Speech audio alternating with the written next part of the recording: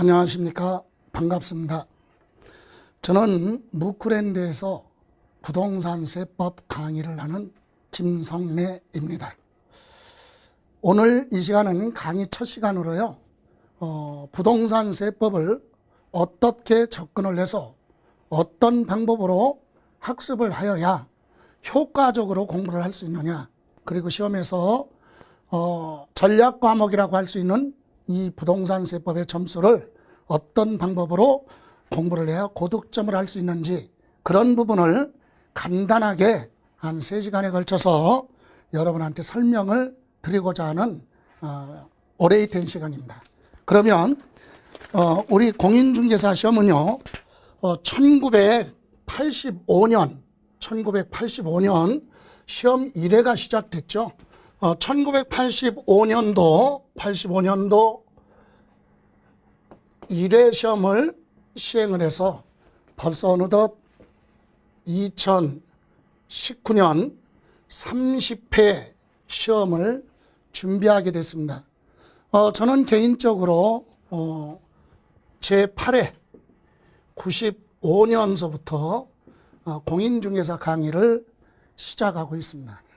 자, 그래서 공인중개사 시험은 여러분이 잘 아시다시피 1차 과목과 2차 과목으로 구분을 하죠. 그래서 1차는 부동산 학개론에 40문항이 출제가 되고, 민법 및 민사 특별법에 따라서 요거 40문항, 이렇게 해서 1차 과목은요, 역시 1차와 2차가 동일해요. 동일하게 이 두 과목의 어떤 과목이라도 40점 미만이면 과락이 되죠. 그래서 40점 이상이 되어야 하고, 두 과목을 합쳐서 평균 60 이상이 되면 누구나 다 1차를 통과할 수 있죠.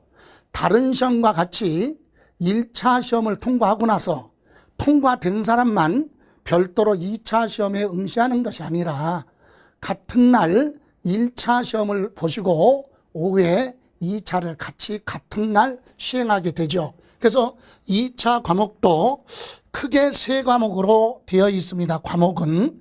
자, 3과목으로 되어 있는데, 4과목이죠. 자, 그런데 부동산 공법에 대해서 40문항, 중개사법 일명, 공인중개사 업무 및 부동산 관련 실무 40점, 40문제가 출제되고, 부동산 공시법이라고 하죠. 일명 공시법령. 그래서 공시법령에는 24문제가 출제되고, 부동산세법에 16문항이 출제됩니다. 이렇게 해서 한 과목, 두 과목. 그런데 우리가 특징이 요 3번, 4번, 요거는 묶어서 하나의 과목으로 되어 있다. 부동산세법하고 공시법하고 합쳐서 40문항이에요. 40문항. 조금 더 세부적으로 들어가면은요, 부동산 공시법도 등기 파트, 등기 부분에서 12문제가 출제가 되고, 토지에 대한 지적에 대해서 지적 문제가 12문제, 그리고 부동산세법, 제가 담당하는 부동산세법이 16문항이 출제가 됩니다. 자, 지금까지 여러분이 공부하실 때는 우리는 남의 불행이 나의 행복이라고 하는 아주 처절하게 공부를 해왔어요. 근데 우리는 이 공인중개사 시험은요, 누구와 경쟁하는 것이 아니라 누구든 1차, 2차 똑같아요. 과락만 변하고 평균 60 이상이 되면 누구나 다 합격할 수 있는 보편적인 시험이기 때문에 경쟁자가 아니라는 사실이에요. 그래서 편하게 공부를 할 수 있다. 1등하는 건 힘들지만 일정 기준 라인을 정해놓고 그걸 통과하라, 이런 시험은 크게 어렵게 생각할 필요는 없다, 이렇게 생각이 됩니다. 다만 지금 현재 취업난으로 인해서 공인중개사 준비하는 연령층이 낮아졌어요. 그러다 보니까 시험의 난이도는 자꾸 높아지죠. 그래서 만만치 않은 과목으로 되어 있다. 그런데 제가 앞으로 공부해야 될, 여러분과 같이 공부할 이 부동산세법은 자, 우리가 일상적으로 많이 접했던 용어, 단어가 나오기 때문에 그런 부분을 대비를 해서 접목을 해서 공부하다 보니까 이해는 금방금방 가는데 그것을 오랫동안 기억하기가 힘들다는 어려움이 있죠. 그래서 부동산세법뿐만이 아니라 공인중개사 시험은 처음부터 끝까지 1년 동안의 장기간에 쭉 장기 계획을 짜고 꾸준하게 수업을 하신다면 누구나 다 합격할 수 있는 그런 시험이다. 이렇게 제가 감히 말씀을 드리면서 구체적으로 이제 제가 여러분하고 앞으로 1년 동안 같이 공부해야 될 부동산 세법에 대해서 한번 알아보죠. 부동산 세법은 앞에서 언급했듯이 16문항이 출제가 되는 부분이기 때문에 전략 과목이다 그랬어요. 그래서 우리 세법은 많은 시간을 투자하지 않고도 10문제 정도는 16문항 중에서 10문제 정도는 충분히 맞출 수 있다라는 이런 자신감을 가지고 시작하면 그리 어렵지 않죠. 자, 그러면 도대체 우리가 공부해야 될 부동산과 세법 뭐냐? 부동산 세법 이렇게 얘기하죠. 그러면 부동산이라고 하는 것은 여러분 민법 99조 1항에 보면 99조 1항에 보면 부동산은 토지와 그 정착물 이렇게 되어 있습니다. 그런데 우리가 공부하는 공법인 세법에서는 부동산하면 구체적으로 토지죠. 토지 땅이라는 얘기예요. 땅. 구체적으로 땅인데 이 땅은 지적에 관한 법률에 28가지 토지의 이름을 정해놨죠. 지적이라고 하죠. 지목. 그래서 지적에 관한 법률에 토지의 지목, 어디에 이용하느냐 형태에 따라서 28가지의 지목이 정해져 있어요. 그런 토지로 되어 있는 그런 땅이에요. 이런 토지와 또 하나는 건축물입니다. 건축물에는 건물이 있죠. 건축법 규정에 의한 건물. 건축법 규정에 의한 건축물 하면 지붕하고 기둥 또는 벽이 있는 거. 그죠? 이렇게 되어 있어요. 건축법에는 지붕하고 기둥 또는 벽이 토지 위에 정착된 시설물로서 지붕하고 기둥 또는 벽이 있는 거, 여기에 딸려 있는 각종 뭐가 있으면 시설물이 있으면 그것까지 합쳐서 우리는 건축물 이렇게 얘기를 하지요. 그럼 이제 본론적으로 각 강론에 들어가서는 구체적으로 설명을 드리겠지만 핵심은 부동산 하면 토지하고 건물이다. 건축물 이렇게 이해하시면 돼요. 그럼 토지와 이런 건축물에 관련된 법률 이것을 우리는 세법이라고 합니다. 부동산에 관련된 법률. 그래서 세법은 뭐냐? 국가나 또는 지방자치단체가 특정한 목적을 위해서 일반 국민한테 뭐합니까? 징수, 걷어가는 그런 세금에 대해서 국회에서 만들어놓은 법률, 이게 우리는 세법이죠. 국가나 지방자치단체, 이제 앞으로 여러분이 공부를 하실 때 용어 하나하나 이해를 하셔야 되는데 여기에 국가 그랬어요. 앞으로 국가가 징수, 걷어가는 세금을 우리는 공부하실 때 뭐라고 하느냐? 국세 이렇게 얘기를 합니다. 국세. 그럼 국가가 걷어가는 세금 국세는 관세를 제외하고 13가지 세금의 종류가 있는데 이것을 법률로 규정하고 있어요. 그걸 우리는 세법이라고 하는데 국세는요 개별세법으로 되어 있다. 개별세법. 이게 무슨 뜻이냐? 세금 하나의 법으로 되어 있다. 예를 들어서 개인이 1년 동안 벌은 소득에 대해서 세금을 부과하기 위해서 만들어 놓은 법이 소득세법입니다. 법인이 벌은 소득에 대해서 부과하기 위해서 만들어 놓은 세법은 바로 법인세법 이렇게 얘기하죠. 그러니까 소득세는 소득세법에 따라, 법인세법에 따라 법인세를, 증권거래세법에 따라 증권거래세, 부가가치세법에 따라 부가가치세, 이와 같이 개별적인 세금 하나하나에 법이 하나씩 개별적으로 되어 있다. 그래서 개별세법으로 되어 있습니다. 그런데 우리 지방자치단체가 징수 걷어가는 세금을 우리는 뭐라고 얘기를 하느냐면 명칭이 우리 묶어서 지방세 이렇게 얘기합니다. 그럼 지방자치단체가 부과 징수하는 세금은 세목이 11가지의 종목으로 되어 있죠. 자, 이 11가지 세목을 법률 하나로 되어 있습니다. 그래서 우리는 뭐라고 하느냐?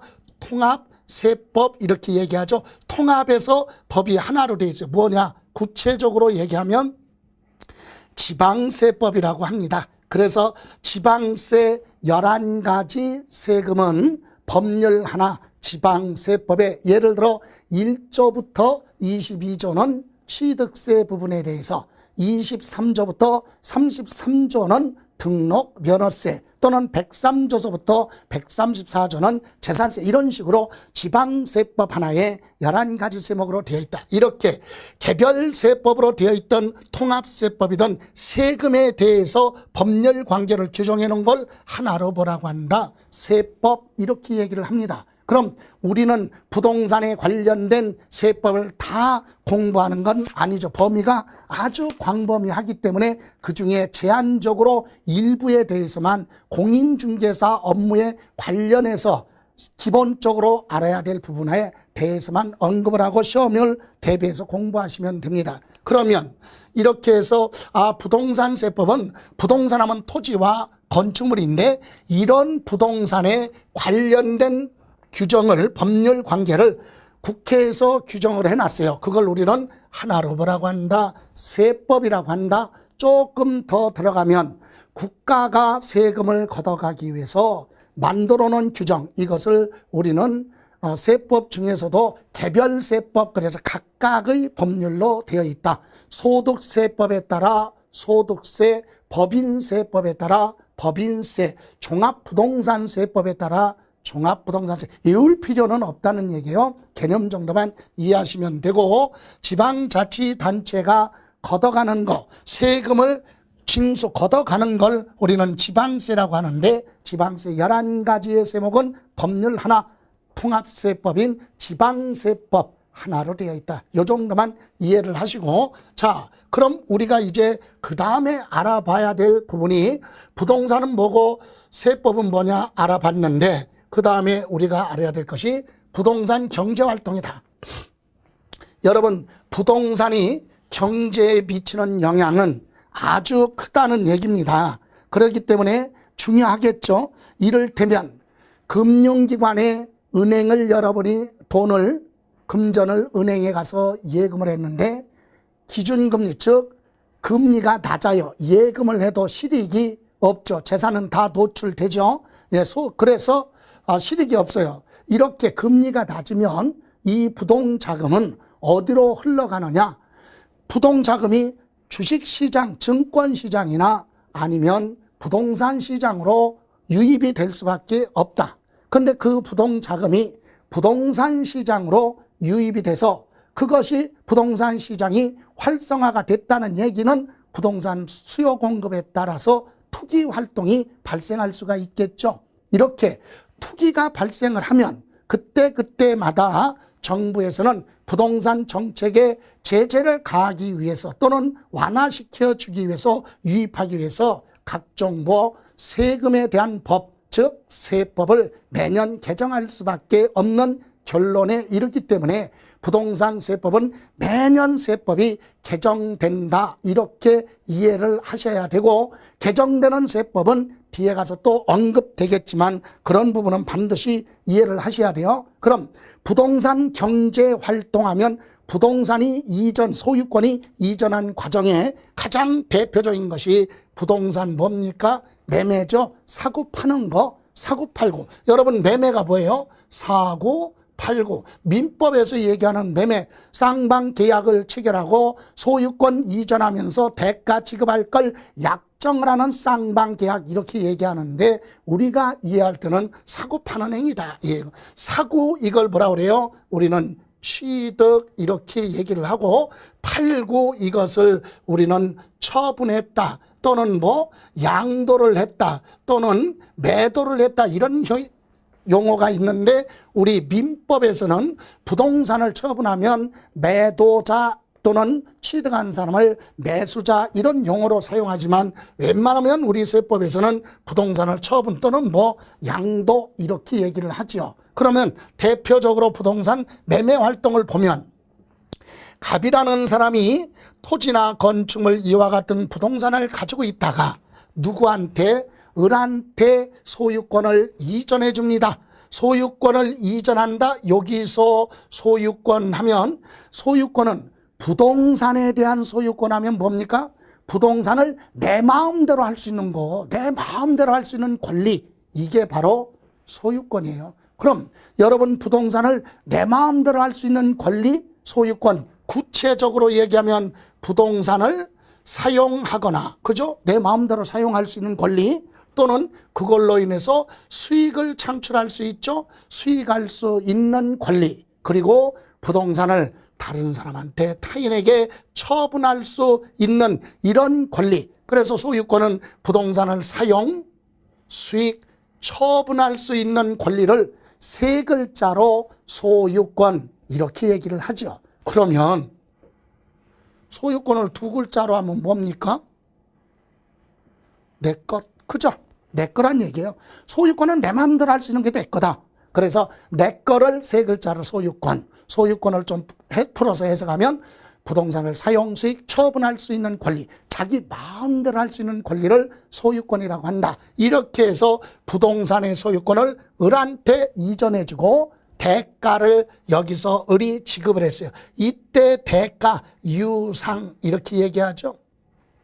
대가라고 하는 것은 금전으로 대가를 받을 수도 있고 물건과 물건으로 대가를 받을 수도 있고 아니면 주고받을 채권, 채무 대신에 대가로 대신할 수도 있겠죠. 그래서 예를 들어서 갑이 부동산을 을한테 소유권 이전해주고 을이 대가를 지급했다. 이것을 우리 세법에서는 갑은 뭐라고 얘기하느냐?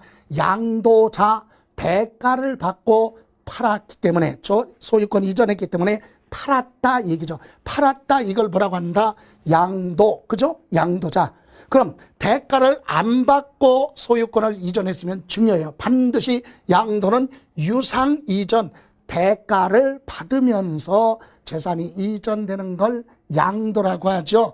민법에서는 이 양도라는 표현보다는 갑을 부를 때 매도자 이렇게 얘기를 하죠. 그리고 여기 취득한 사람, 세법에서는 취득자 또는 양수인 이렇게도 얘기를 합니다. 그러나 민법에서 주로 용어는 취득자, 양수인 대신에 매수자, 민법은 매도자, 매수자 이런 명칭을 사용하죠. 그러나 우리 세법은 양도자 또는 양수인 또는 취득자. 그럼 양도자는요, 양도자는 이 관계에 있어서 우리가 공부해야 될 세금이 등장합니다. 우리가 공부해야 될 세금. 자, 갑이라는 사람은요, 이 부동산을 옛날에 얼마 주고 샀다가 요번에 얼마를 받고 소유권을 이전해느냐, 얼마에 사서 옛날에 살 때 얼마를 주고 사서 얼마에 팔았느냐, 그거에 따라 매매 차익이 발생합니다. 매매 차익. 자, 그래서 양도소득이 뭐냐? 양도소득은요, 총 수익 금액, 총 벌은 거 있잖아요. 총 수입에서 들어간 경비 비용을 빼라. 그래서 나온 게 소득이에요, 소득. 그런데 이 소득을 뭐라고도 한다? 매매 차익 이렇게도 얘기하죠. 그러면 이때 총 수입은 무슨 가액을 얘기하느냐? 팔은 가격, 얼마 주고 팔았느냐? 양도 가액이에요. 팔은 가격. 거기서 취득 가격, 얼마 주고 취득을 했느냐? 취득 가격이나 그 외에 가지고 있을 때 들어간 비용을, 이런 비용을 빼라. 그래서 나온 걸 우리는 양도소득이고 다른 표현으로 매매 차익, 양도 차익 이렇게 얘기합니다. 여러분, 부동산을 팔아서 생긴 이익에 대해서 내는 게 양도소득세예요. 양도소득세. 부동산을 팔았다고 무조건 양도소득세 부과하는 건 아니죠.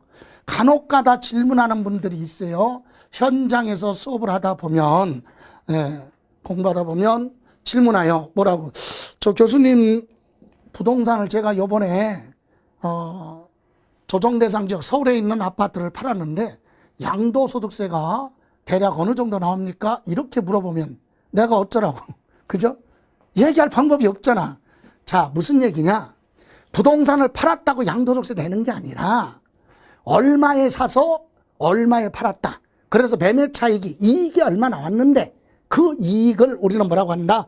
양도소득. 이 이익에 대한 세금이 얼마냐? 그렇게 질문을 해야 정상이라는 얘기죠. 그래서 양도소득이라고 하는 것은 부동산 등을 팔았다고 생기는 팔았을 때 부과하는 세금이 아니라 팔아서 발생한 뭐가 있을 때, 이익이 발생했을 때 되는 게 양도소득세다. 개념 정도만. 그래서 파는 사람은 양도소득세를 부담해야 되는데, 만약에 이런 경우가 있어요. 10억 주고 취득한 부동산을 만약에 9억에 팔았다. 그러면 손해봤잖아요. 손실. 그러면 소득이 발생 안 했으니까 양도소득세는 기본적으로 계산하지 않는다. 그죠? 이렇게만 이해를 하시고 강론에 들어가서 더 자세하게 설명드리는 걸로 하고, 지금 이 시간에는 부동산을 대가를 받고 파는 사람은 그거에 대해서 발생한 소득이 있으면, 이익이 있으면 그거에 대해서 내는 게 양도소득세고, 이것을 우리가 시험을 대비해서 공부를 하고 아주 중요한 비중이 된다. 그리고 상대방, 요거 을은요 취득했어요. 취득. 여러분, 취득의 뜻이 뭐예요? 내 것이 아닌데 내 것이 됐다. 이게 취득이에요. 내 것이 아닌데 내 것이 됐다. 다만 내 것이 됐는데 대가를 줬기 때문에 유상으로 취득했다. 이렇게도 얘기를 하죠. 그러면 이 취득한 을의 입장에서 부담해야 될 세금이 바로 뭐냐? 취득했으니까, 이와 같은 부동산이 내 거가 됐으니까 뭐 내라? 취득세를 계산하게 됩니다. 취득세는 이익이 아니라 얼마짜리 재산을, 부동산을 받았느냐, 그거 가지고 취득세를 계산하는데, 이때 참고로 이 취득세는 언제 취득한 걸로 보느냐. 자, 참고로 개인과 개인 간의 매매 거래라면 계약서로 가요.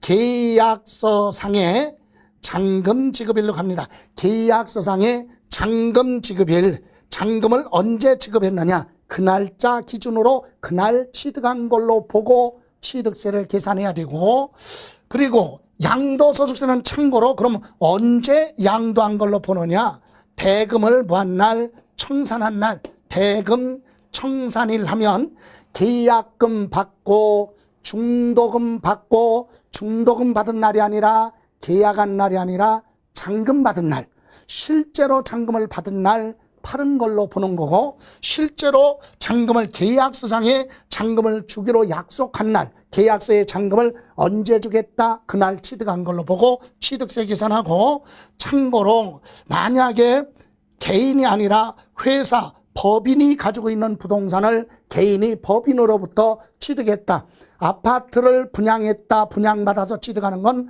상대방이 법인이잖아요.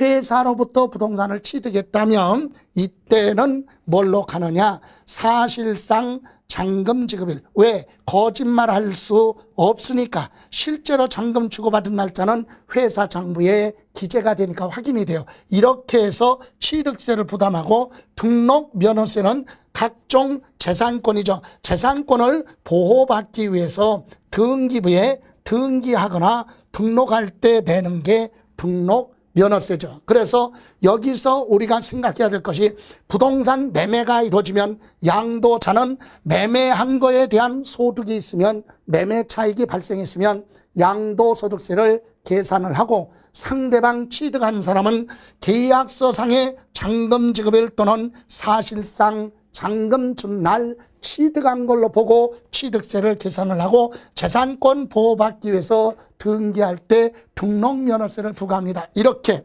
부동산 경제활동, 소유권 부동산이 이전할 때 대표적인 매매에 대해서 간략하게 한번 봤습니다. 대표적으로 많이 시험에서 언급되는 것이 양도소득세, 매매 했을 때 양도소득세와 매매로 부동산을 취득하는 부분에 대해서 많이 언급이 됩니다. 부동산 매매뿐만이 아니라 증여도 있고 또는 상속받는 행위도 있죠. 그렇다면 이번에는 상속에 대해서 봅니다. 여러분, 부동산을 상속받았다 이 얘기는 무슨 말이냐면 재산권의 소유자가 뭐였어요? 사망. 재산의 소유자가 사망한 후에 그 사람 재산이 타인에게 제3자한테 이전되는 건 상속이라고 하고, 그죠? 그래서 사망한 사람을 우리는 법률에서 뭐라고 하느냐, 세법에서 죽었기 때문에 죽은 사람을 피상속인 이렇게 얘기하고, 그 사람의 재산을 받는 사람을, 실제로 받는 사람을 상속인 이렇게 얘기합니다. 여러분, 상속은 사망으로 인해서 받는 게 상속이거든요. 근데 이와 같은 상속은 그럼 을이라는 사람이 누구냐? 구체적으로 유언장에 기재되어 있으면 유언장에 기재돼서 받는 유증, 유언장에 의해서 받는 유증이라고 하죠. 유증. 그래서 유증자 받는 사람, 또 유언장이 없다면 민법에 규정되어 있는 민법 규정으로 인해서 법률에 정해놓은 순서 지분대로 받죠. 그걸 우리는 일반적인 상속이다 이렇게 얘기를 하는데, 둘 다 유언장에 의해서 받던 민법 규정에 의해서 상속을 받던 그 사람들을 묶어서 뭐라고 한다? 상속인 이렇게 얘기합니다. 그러면 원래 상속세는 사망은 상속은 이 사람이 사망할 때 당시 남겨놓은 부동산뿐만이 아니라 각종 재산 가치가 있는 것은 다 어디에 상속재산에 포함이 돼요. 부동산만 지금은 언급을 하지만 구체적으로 가면 뭐 주식이 됐던 또는 뭐 현금 금전이 됐던 예금이 됐던 저축성 예금, 생명보험, 손해보험, 퇴직금, 퇴직연금 이런 것이 전부 다 상속재산이죠. 그 부분에 대해서 우리가 상속받는 상속인이 바로 부담해야 될 세금이 바로 뭐다? 취득세다. 부동산을 받았으면 취득세 내야 돼요. 그럼 취득세는 상속받은 경우는 언제 취득한 걸로 법에서 보느냐면 상속 개시일로 갑니다. 사망한 날, 그죠? 상속 개시일에 이 재산을 취득한 걸로 보고 누가 상속받은 사람이 취득세를 내야 돼요. 그래서 취득세 계산하고 상속받은 재산에 대해서 재산권을 뭐 하기 위해서 보호받기 위해서 등록을 할 때는 등록면허세를 부과하고 별도로 요 상속세는 이 사망한 사람이 남겨놓은 재산 전체에 대해서 상속세를 계산하죠. 참고로 이 사망한 사람이 사망할 때 당시 남겨둔 재산, 사망하기 전 10년 안에 동일한 상속인한테 살아생전에 증여해서 없어진 재산이 있다면 그것까지도 합쳐서 우리는 상속재산으로 보고 전체에 대해서 상속세를 계산하는 거고, 취득세는 상속받은 재산 중에서 부동산 같은 것을 상속받았다면 그 부동산 부분에 대해서는 별도로 보내라, 취득세를 해라. 여러분, 돈을 현금으로 100억을 상속받았다. 그럼 취득세 안 내요. 왜? 현금이니까, 부동산이 아니잖아요. 그러면 그때는 뭐만 상속세만 내면 되겠지만 100억짜리 상가 부동산을 상속받았다면 당연히 부동산에 대해서 취득세 내야 되고 별도로 뭐 상속세가 부과된다. 이렇게 이해하시고, 다만 이 상속세는 시험에서는 물어보지는 않죠. 조세 총론에서는, 즉 세법 전반적으로 물어볼 때는 상속받은 재산에 대해서 상속세는 부동산 취득하는 과정에 관련됐구나 이렇게는 언급이 되지만 구체적으로 강론에 들어가서 공부하지는 않아요. 그럼 여기서 우리가 시험에 대비해서 공부할 건 상속받았을 때 취득세와 등록 면허세 부분을 우리가 공부를 하게 되죠. 그래서 경제활동의 대표적인 거 아까 매매도 있고 부동산 소유권 이전할 때 소유권이 이전인데 원인이 뭐다? 사망으로 인해서 소유권이 이전되는 건 상속이다. 상속. 그래서 취득세와 상속세가 기본적으로 부과가 되죠. 자, 그리고 부동산 경제 활동에 이번에는 증여 부분도 있어요. 증여. 자, 우리가 일반적으로 공부하다 보면은 많이 질문 오는 부분이 이 증여 부분이에요. 증여 부분. 한 가지만 제가 기본적으로 말씀을 드리면 아버지로부터 10억을, 100억을 상속받았다. 아버지로부터 100억을 증여받았다. 그래서 제가 간혹 수업하면서 물어봐요. 수험생들한테, 공부하는 수험생들한테 100억을 상속받았을 때와 100억을 증여받았을 때 상속세하고 증여세가 따로따로 있는데 어떤 세금이 더 세금 부담이 큽니까? 이렇게 질문하죠. 그러면 대다수 뭐라고 그러냐면 상속세가 세금 부담이 커요. 이렇게 얘기하는데 아니에요. 잘못 알고 있죠. 증여세가 세금을 많이 낸다. 얘기해. 왜?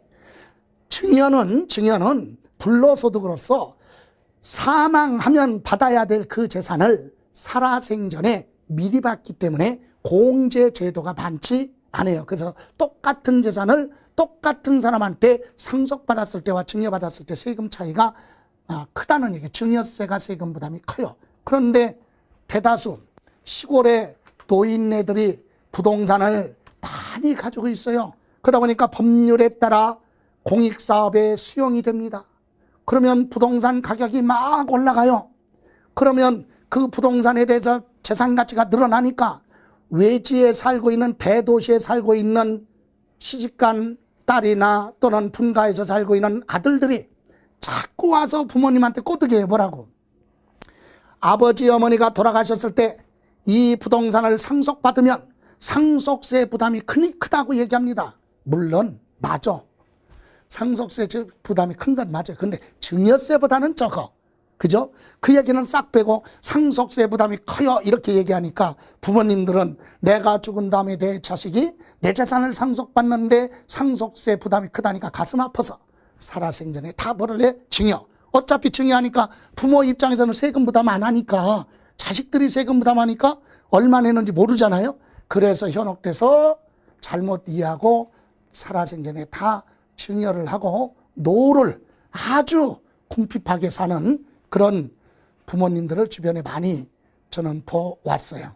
그래서 여기 보세요. 상속하고 증여는 기본적으로 상속세 부담이 적다. 왜? 사망한 사람의 배우자가 있으면 기본 10억까지는 상속세 계산하지 않아요. 사망한 사람의 배우자, 아버지가 돌아가셨는데 어머니가 생존에 계시면 어머니가 상속을 받든 안 받든 기본 얼마 10억까지는 상속세 계산하지 않는다. 근데 여기 보세요. 갑이 누구한테 을한테 증여를 했다. 그런데 만약에 이 갑은 증여를 했기 때문에 살아생전에 대가를 안 받고 부동산의 무엇을 소유권, 아까 뭐라고 그랬어요? 사용, 수익, 처분할 수 있는 권리, 이런 권리를 을한테 타인에게 소유권 이전해 줬다. 그럼 여기서는 무상으로 줬으니까 세금 부담하는 게 없다는 얘기예요. 증여자는. 그럼 받는 사람 누구? 수증자. 주는 사람을 증여자, 무상으로 받는 사람을 수증자. 이렇게 얘기하죠. 그럼 이 수증자는 뭐 부담하느냐? 이와 같은 세금을 기본적으로 부담한다. 그래서 이 부동산을 받았으면 이 부동산에 대해서 취득세를 내는데 이때는 언제 취득한 걸로 보느냐? 계약일에 취득한 걸로 보고 취득세 계산을 해서 신고 납부해야 되고, 등록면허세는 등기, 증여받은 재산에 대해서 등록을 하는 경우에 부과하고, 증여세는 이 재산에 대해서 무상으로 받았기 때문에 별도로 증여세 부과가 됩니다. 그래서 증여세는 실제로 보받은 날, 증여받은 날, 증여받은 걸로 보고 증여세를 계산을 한다. 참고로 나왔으니까, 자, 만약에 아버지가요, 누구한테? 아들한테, 아버지가 아들한테 이렇게 증여를 했다. 부모, 자식 간의 증여가 이루어지면 10년간 5천만 원까지는 증여세를 부과하지 않습니다. 5천만 원. 그러니까 아버지가 아들한테, 아들이 부모한테 증여할 때는 5천만 원까지는 증여세가 없어요. 10년 동안의 합계가. 그럼 예를 들어서, 그럼 부모 자식인데 만약에 미성년자다 그러면 2천만 원, 미성년자는 2천만 원만 공제를 해줍니다. 또 부모 자식이 아니라 부부간에, 남편과 부인 간의 증여. 그래서 남편과 부인과 증여가 이루어졌다면 이건 10년 동안의 6억까지는 증여세 부담이 없죠. 남편이 부인한테 부동산 6억까지 이전해 주는 건 증여세 부담하지 않고 부인은 만약에 증여받았다면 취득세만 부과가 되는 거죠. 그래서 이렇게 대가를 지급하지 않고 무상으로 소유권 넘겨받는 건 증여. 무상이라도 이 사람이 사망을 한 후에 받는 건 상속. 이렇게 기본적으로 우리가 공부해야 될 부분이 이렇게 되어 있다. 이때 역시 상속세와 증여세 부분은 시험 범위에서 빠져버리죠. 자, 마지막으로 하나 부동산 활동에 하나만 더 보죠. 이번에는 부동산 증여행위 말고도 부동산을 보유하고 있는 과정에 대해서 잠깐 봅니다. 자, 여러분 부동산을 가지고 있는 기간, 부동산을 소유하고 있을 때 부담해야 될 세금이 있다 이거죠. 그래서 지금 공인중개사 시험에서는 가장 많은 비중이 지금 세법 개정안이 많이 되고 그런 부분이 바로 보유세 부분입니다. 아까도 그랬죠. 금융기관의 금리가 낮으면 그 부동자금이 증권시장이나 부동산 시장으로 유입이 되고, 이렇게 부동산 시장에 유입돼서 부동산을 취득해서 가지고 있을 때 부동산 과다 보유를 하지 못하도록 하기 위해서 종합부동산세라는 보유세와 가지고 있는 재산에 대해서 재산세를 부과하게 되는데, 돈 많은 사람들이 부동산을 많이 가지고 주택을 가지고 다주택자를 가지고 임대사업을 하는 사람들한테는 세금 부담 혜택을 주고 그랬는데, 그것을 투기에 역이용할 수도 있기 때문에 최근에 들어서는 혜택을 좀 줄이겠다, 축소하겠다, 이런 쪽으로 세법 개정안이 이루어지고 우리 시험에서는 이 과정이 중요합니다. 그래서 부동산 경제활동의 보유 과정은 부동산을 취득해서 양도하기 전에 가지고 있을 때, 소유, 보유라고 하죠. 가지고 있을 때 요 갑이 부담해야 될 세금이 있다 이겁니다. 그런데 부동산은요, 여러분 상가빌딩은 10년 전이든 20년 전이든 간에 그 장소에 그대로 부동산은 있지만 소유자는 바뀔 수 있죠. 매매든 상속이든 증여든 교환이든 이렇게 소유권이 이전될 수 있어요. 그래서 보유 과정에 부과되는 이 값은 보유자한테는 이런 세금이 부과되는데, 구체적으로 대표적인 것이 재산세입니다. 재산세는 6월 1일 기준이죠.